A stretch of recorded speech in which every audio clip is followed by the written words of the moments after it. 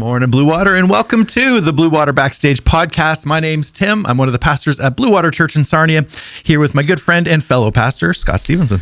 Hey guys, great to be with you.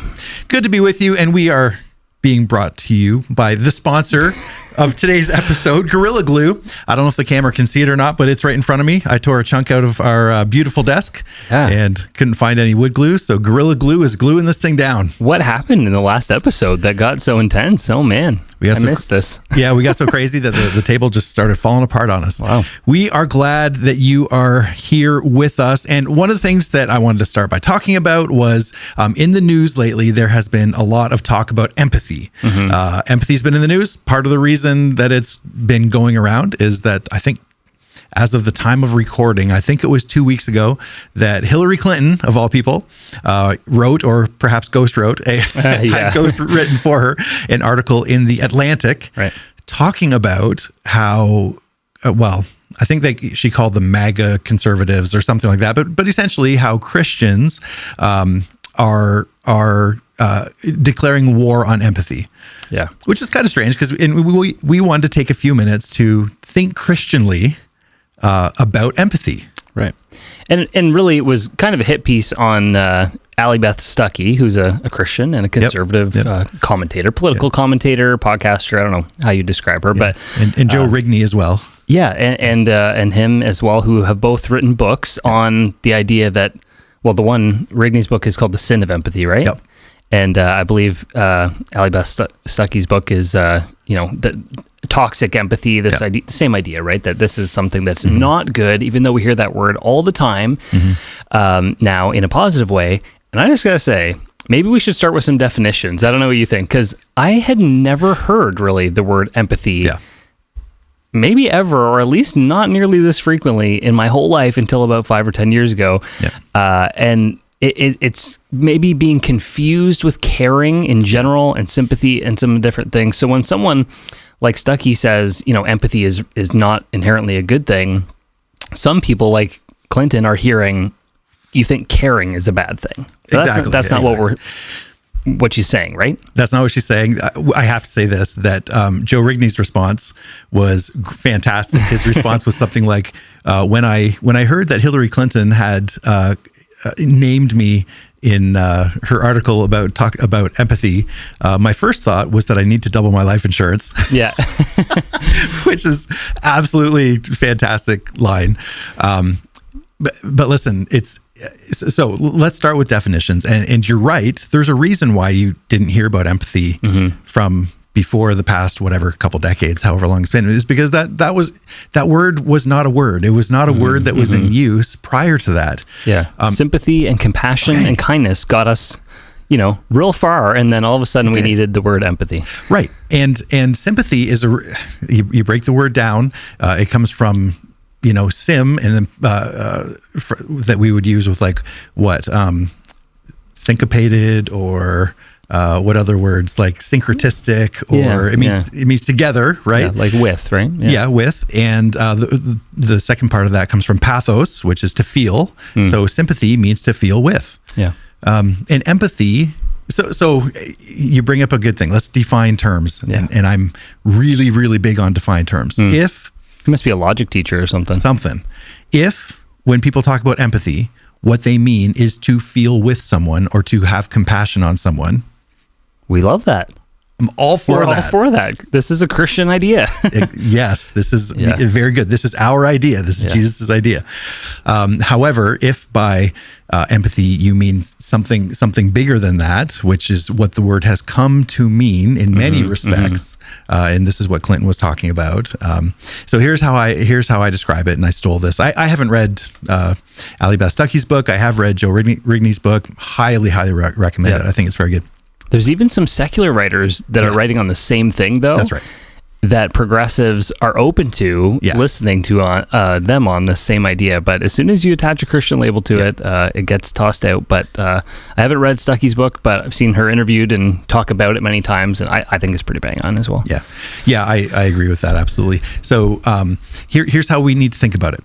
And I think I'm stealing this word picture from Joe Rigney. I might have picked it up from somewhere else. It's not original for me. But so to be sympathetic, let's say that you are drowning in quicksand, and here I am on the solid land. Okay, to be sympathetic is to put one foot into the quicksand with you and grab your hand to pull you out, but to have the other foot and my other hand rooted in what's firm, rooted in what's true. And so being rooted in what's true, I can sympathize with you, I can feel with you and help to either hold you up or hang on to you until you can pull yourself up. But it's that idea of feeling with you while being rooted in truth. Yeah. What many people have come to understand sympathy as is 2 feet into the slough of despond with you. Yes. Unless you totally feel what I feel, then you're not being a caring person. Yeah, I think, like you said, the terms are so important. So there's like the feeling with, or the feeling for, and then there's compassion, like the suffering with, right? Or the suffering alongside. To me, that's like not just being like, oh wow, my heart breaks for you, but my arm's coming around you, or putting a foot into the quicksand is suffering with. Yeah. But yeah, when empathy is used, the feeling, the same feelings, this is where it becomes really problematic, which is just their argument, right? Is that is dangerous because, well, and this is probably said in the book, but we know not all our feelings are rooted in reality and truth. So why would I enter into ones that are not true and real, instead of, like you said, keep a foot on the solid ground and help someone who's suffering? Say, hey, this is the modern counseling movement says, what do you feel? And like explore and engage with every feeling you have. Some need to be told to just go away. Exactly. And see that feeling and throw it away. Don't follow it everywhere it leads, because it's not true what you're feeling. So this is the problem with toxic empathy, we would say, is you jump into the lie with them. Who's going to pull you out? Right. Here's how my dear wife talks about it, and I think she's bang on, that if you have a train, feelings are the caboose. So we're not saying that feelings are entirely invalid. No. I would say some are. We're not saying that feelings aren't real. Feelings are real things, and feelings are very powerful. God made feelings very powerful on purpose, for a purpose. Feelings are not bad. However, they have to be the caboose. The engine has to be truth. Yeah. The engine has to be, true. What's true about God? What's true about how about God's word? What's true about how God made the world?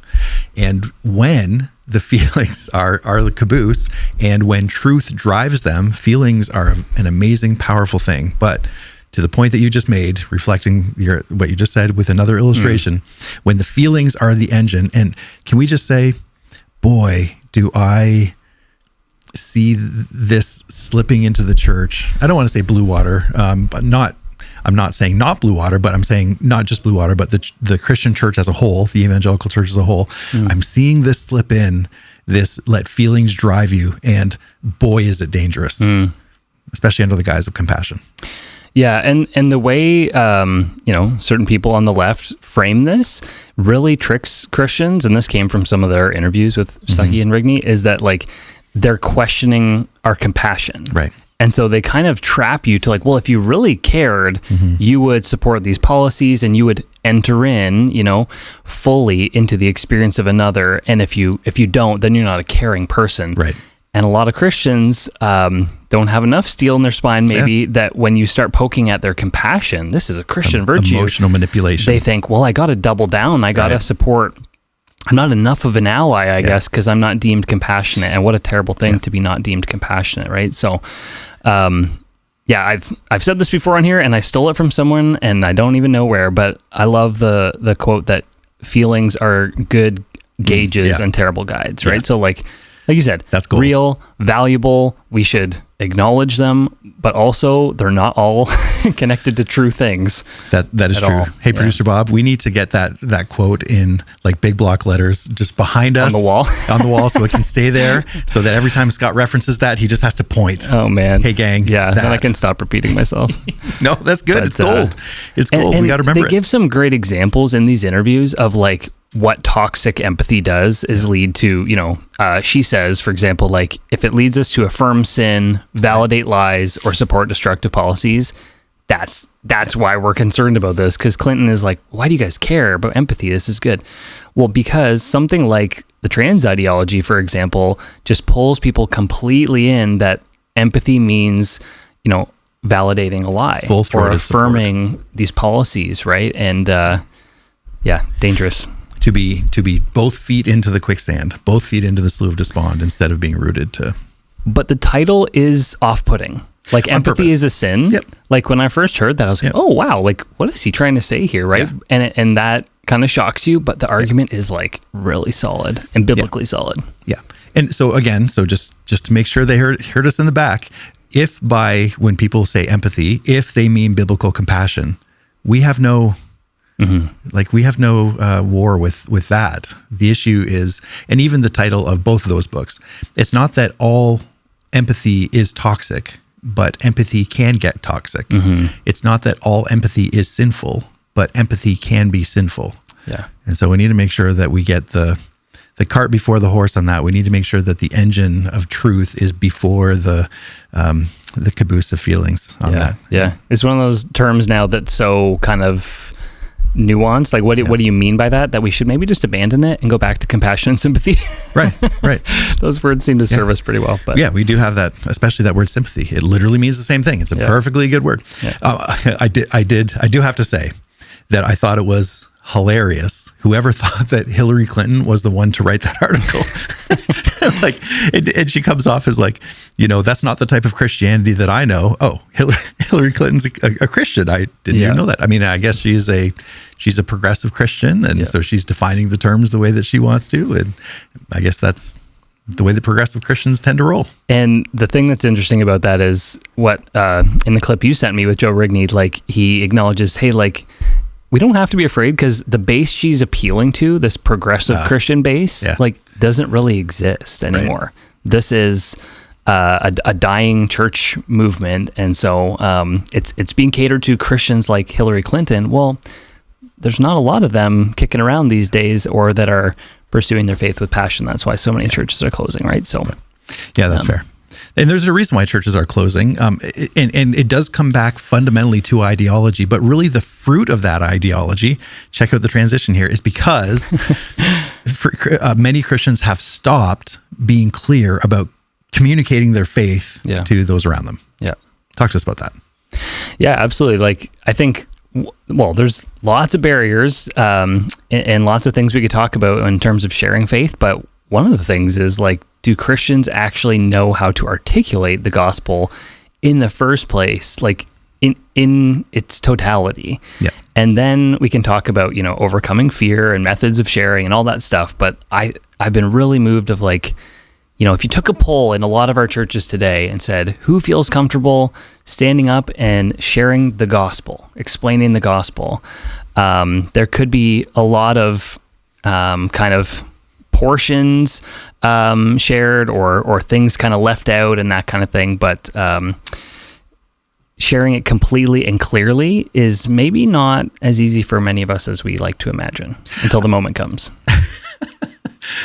I feel this, and a big part of the reason I feel it is because my makeup, my character is such, and my skills are such that if someone asks me a question, I am terrible off the cuff. Yeah. I am just so bad at it. Give me 2 days and I will have a great answer that I will be able to email you. Yeah. And it will be well thought and well articulated, but I kind of need those 2 days. And so there is something that like, I'm going to be as upfront as I can. There's something that makes me nervous about sharing my faith with others. And why is that? Like, this should be what I'm really good at. And yet I find that I'm not. And yet I find that there's this hitch in my soul. There's this hitch in my spirit. So help me, Pastor Scott. How do I process through this? Yeah. I mean, like, there's no doubt that some things are associated with our personality and our makeup and our giftings and all that. Right. But at the same time, like, and we're going to talk about this later in the series, like it is also a general Christian responsibility. So we all are called to it, but we're not all Wes Huff. We're not all good on the fly, Philip is Philip the Evangelist. Yeah. Pretty great nickname. That's right.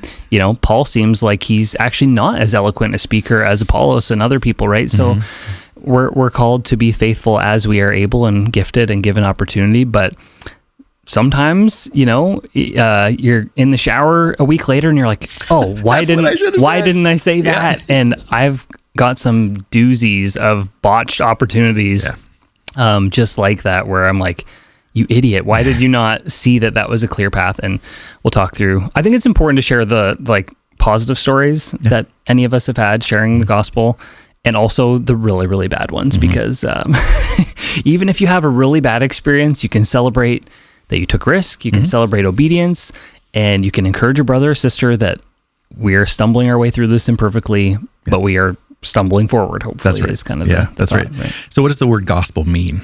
Yeah, it means good news. Yeah. This is something we were talking about on Sunday as we started this new series, and it is good news. Everybody loves good news, right? We look forward to hearing it. Tell me, Pastor Tim, what is a time that you either received epic good news, or that you shared some that this is memorable for you?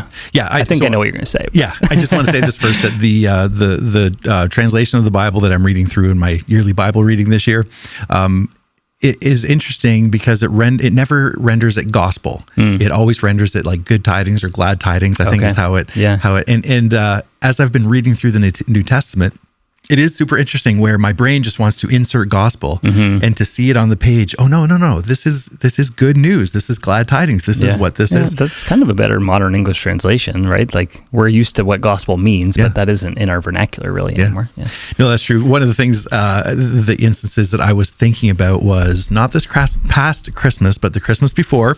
I think I've told this story before, but at Christmas we had opened all the presents, and for whatever reason, my presents are always opened well before everybody. Like, I run out before everybody else, and that's being a dad, right? That is being a dad, and I'm not the gift. Like, it's fine. Yeah. I am quite happy watching everybody have joy in opening their presents, and Austin and Rachel handed me this last present at the very end, and I was like, oh, what is this? And opened it up, and it was a little teddy bear type thing, and I had no idea what it was, like, just no idea at all. And all of a sudden, Val starts screaming over my shoulder because she picked up on what it was. And it even still took me what are you screaming about? Yeah, what is going on? Anyway, so I found out that they're having a baby. We were going to be grandparents. That's awesome. And it was such good news that I had to convince myself. I'm hitting the microphone. Sorry, Bob. I had to convince myself, lie to myself that I didn't know that news so that I would keep my mouth shut, because they still wanted to tell people. Like, I wanted to shout this from the rooftops. I wanted to be on all the socials. Like, I was so excited. This was such good news. Yeah. And I had to be quiet until the right time, right? Well, this is, we have news that's better than that. Yeah. Yeah. That's the thing, right? And everyone loves good news. Like, sharing about a baby's arrival and all these things that's amazing. One time in particular that comes to mind for me, though, when Beth and I were first engaged, we were really excited to drive around and tell people, and like, this is fun, right? You get to share this news, even though everyone knows it's coming. It's not really a shock. Yeah. We were so excited about calling people, and we were driving back from Cambridge, and we were talking to people on the phone and stuff, and I totally missed the Sarnia turnoff, and I didn't even notice until we were in Chatham. No part of my brain registered all the unfamiliar signs or anything, because we were just really excited about sharing this news, right? Oh, and that's fantastic. Yeah, it's kind of funny. And like you said, we have the best news, and so what is it about me, I guess, and my nature, or the nature of this news, that keeps me from sharing it when I'm really eager to share? Like, if the Leafs make a big trade, I'm going to tell you about it. Yeah. If there's a new restaurant I've tried, or a TV series or whatever, like, we have no problem sharing these things. Why is there an issue sharing this news if it's so much better? And we have to just look inward of like, what is it in me that is hesitant to share it, right? I think that there is. So it is a fantastic question. I think that we often miss. I think we talked about this recently in church. Is that there is an adversarial nature to the world. Yeah. So it should not surprise us that it is like a little that we have this little hitch. We have the world. So the world system doesn't want to hear about Jesus. Yeah. We have the flesh. There is something in us. There is a fallen part of us that doesn't want to put it out there. And then the devil, there are real spiritual beings who are doing what they can to get us to shut up. Yeah. Yeah. And it's amazing. And it's been cool to see you transform into Grandpa Tim. And like the joy that brings you is like super special and obvious. Am I that different? Well, it's very meaningful to you. And like, it's pretty cool to see. I'm a long way, I pray, a long way from having grandkids, but it seems really awesome seeing you guys enjoy that. So at this point, Pastor Bob can just flick through about 100 pictures of my grandkids. Yeah. You guys get all the joy that I do. But like you said, like that's super meaningful for you and yours. Mm-hmm. There's no cosmic, as awesome as the grandkids are, there's no cosmic change or impact from that news, right? And so the enemy is fine with that news, but the nature of the miracle the gospel, in and of itself, however. Yeah, and that's great, and that, but the adversary isn't concerned about stifling that news, whereas maybe we're just numb to the reality that the news of the gospel is cosmically important and influential, that warrants his desire to suppress it, right? And so we're going to talk a lot about that. My heart is really that, like, people of Blue Water, we're going to wrestle the world, the flesh, and the devil, but that we would at least feel equipped and kind of spurred on together in like, hey, we need a kick in the butt to get back to this, and we want to feel competent and able that at the water cooler, if someone brings something up, can I articulate the gospel? How do I start those conversations? The fear will always be there a little bit, unless you're a very uniquely wired person. But we want to put tools in the tool belt.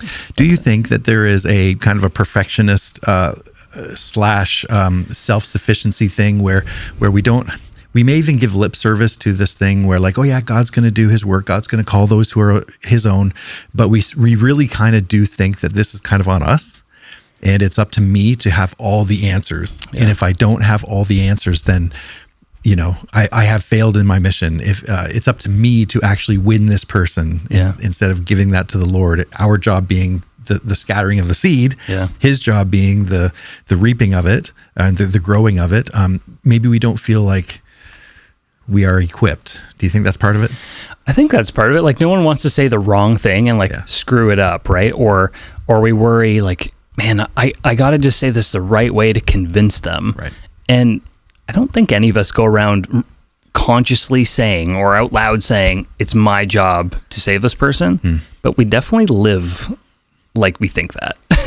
I sure feel that pressure when I'm talking about the Lord. And so that's something we'll do in the series too, is just re-outline like whose responsibility is whose. And when you see it rightly, it's like, you just breathe a sigh of relief, right? To just give yourself the freedom, if you get a tough question, to say, I don't know.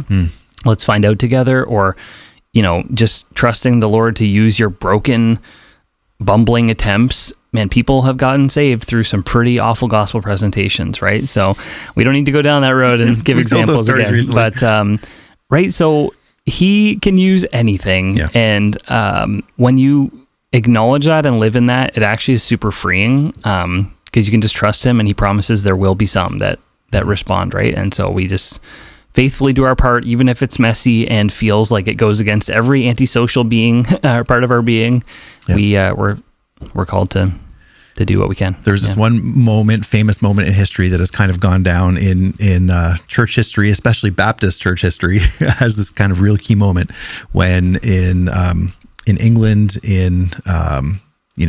trying to think about 1700s, there was a Baptist pastor's ministerial gathering, and one of those guys was wanting to go to different cultures and across the seas and take the gospel. And there was this old pastor who famously said, his name was John Runyon, John Ryland, John Ryland, and he said, "Sit down, young man. God will save the heathen without your help or mine." Yeah, and that's a distorted version of Calvinism, right? That says, well, hey, listen, you don't need to try. You don't need to put in any effort because God's going to do it and you can just sit back. Yeah. That's not biblical. It's not biblical at all. And like, even when we talk about Calvinism, that's just such a misunderstanding. Like, why would I think I am not potentially the means by which God has ordained those people to be saved in here, right? Like he shares through people, which is a wild thing and like an incredible privilege because he could have done it differently, but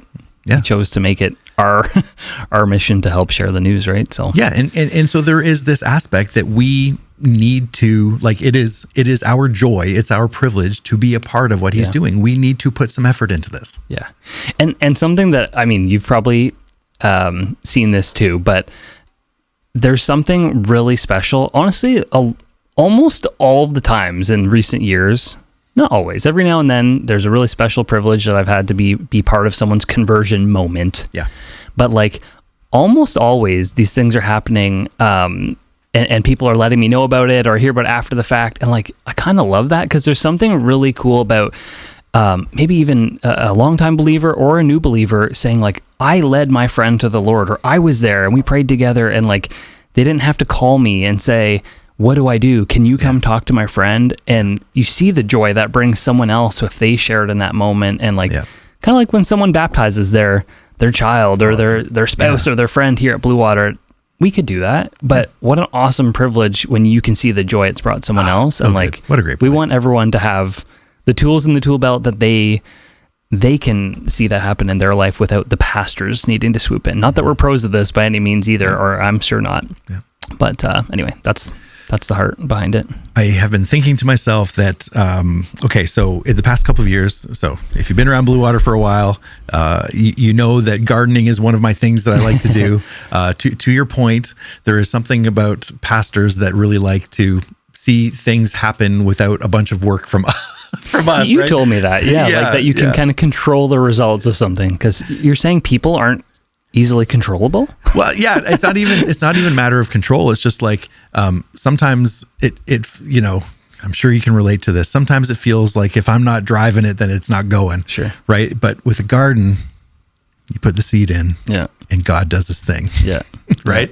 Anyway, I think that's partly why so many pastors are like having hobbies like that. Anyway, that's beside the point. I have, in the past couple of years, instead of in the spring, May long weekend, going out to the nurseries and buying seedlings, buying starts, seeds that have already been started, I've been starting my own. Your next seed. Level. Well, okay, not really though, because I haven't been doing it long enough to be good at it. Okay.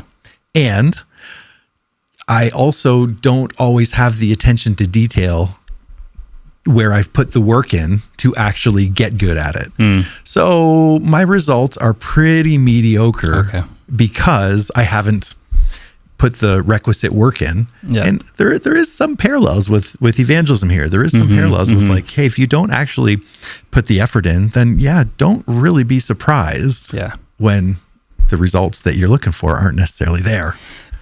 Yeah, that's such a silly thing, but that's such a human thing that we're upset about results that we didn't get from work that we weren't willing to put in. Like, I can easily sit around and be like, man, why am I not in better shape? This does not seem right.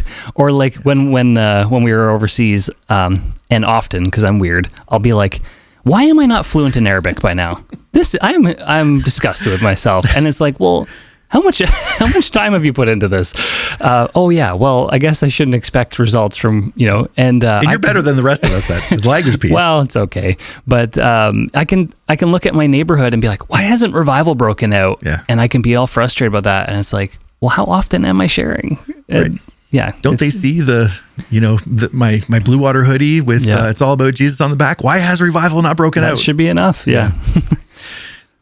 So when we talk about evangelism, what are we actually talking about? So it's the good news, right? We've used this vernacular already in this podcast about sharing your faith and whatnot. But what are we actually looking for? What is this?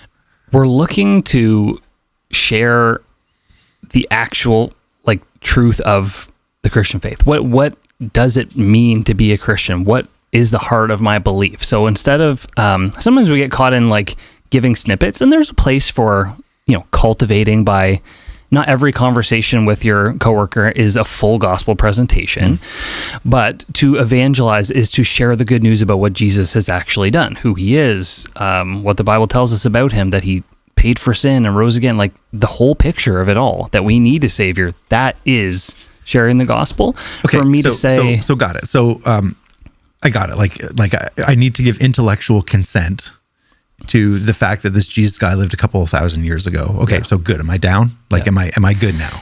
No. And so it's interesting. On Sunday, we talked about a study from the Alpha program, right? Which, I like the Alpha program. I have some suggestions for them that if they come asking for the next rendition of it, but overall, it's a really clear explanation of the Christian faith.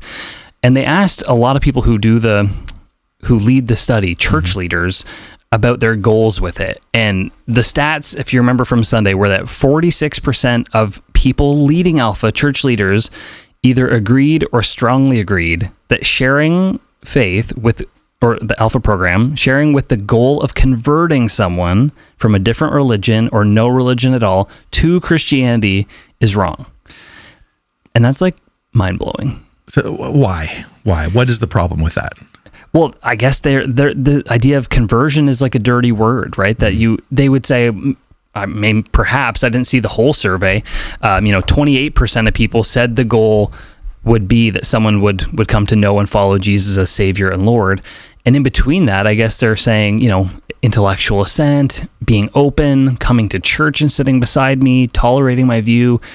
All those things are a good goal too. But the why behind evangelism isn't that my neighbor would maybe come to Easter service. It's that they would be moved from death to life and have their heart completely changed and their life transformed knowing Christ. Which we call conversion.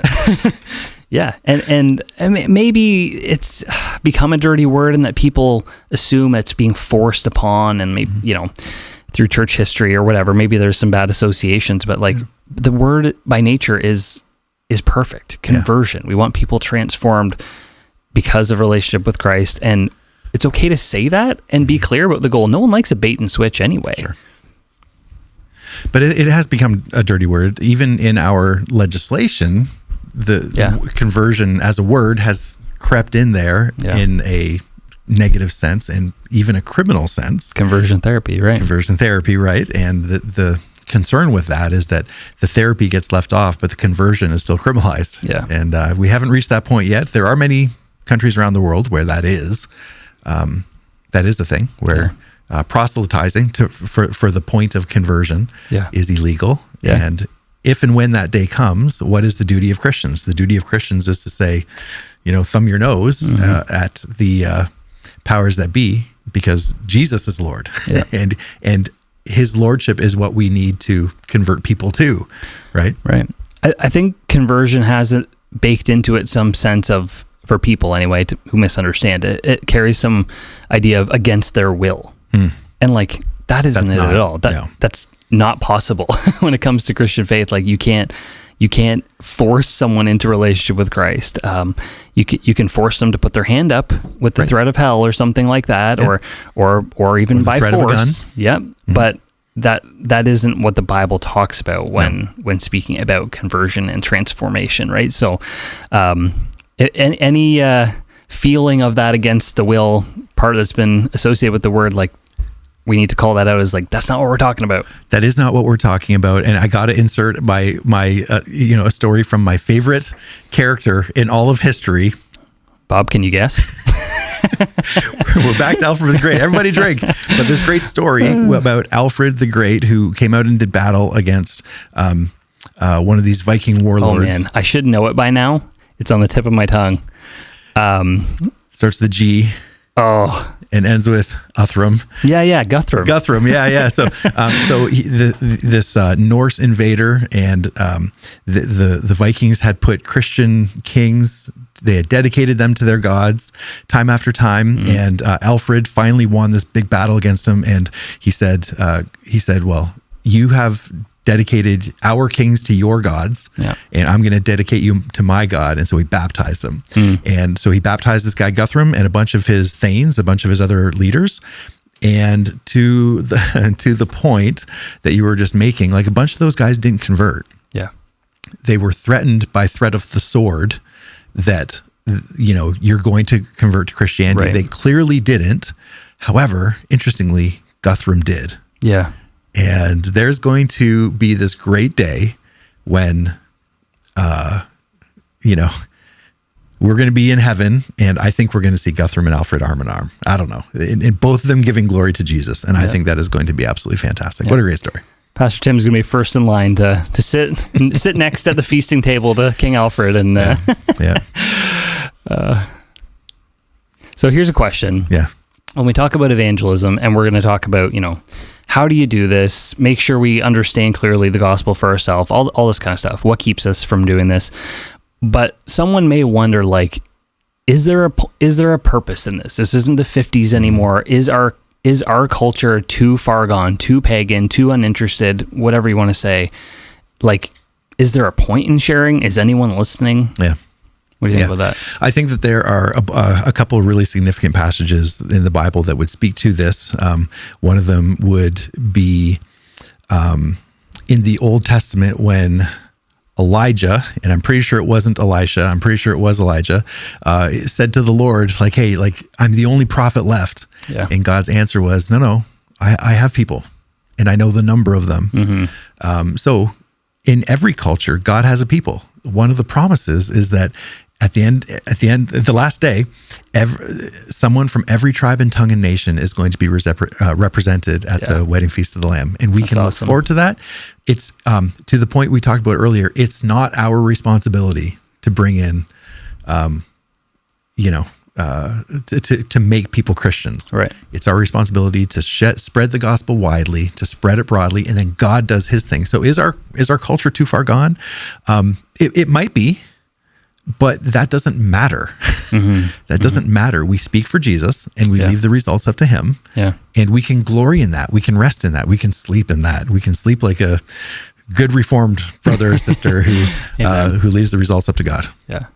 And like, is our culture too far gone? Like, yeah, it's as far gone as cultures go. Like, it's not good, right? But I think sometimes it's kind of silly how, and this is a generation thing, like, I think every generation thinks, the younger generation is like, oh man, have you seen these youths? Like, they're really depraved now. It wasn't like this in my day. Right. There's a great Socrates quote about that. Is there? That I pull up every once in a while. It's fantastic. So it's been going on since him. Anyway, continue. Okay, wow.